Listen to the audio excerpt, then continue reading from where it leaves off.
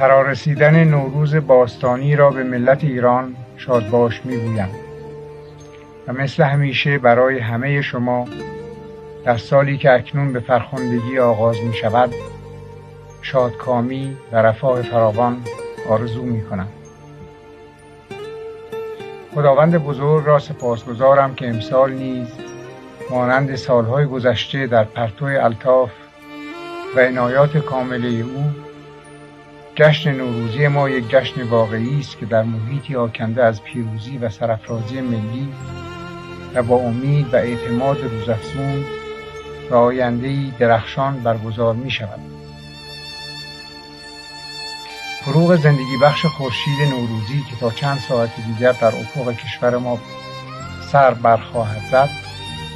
مظهر گویا از آینده‌ای است که به خواست پروردگار در انتظار ماست.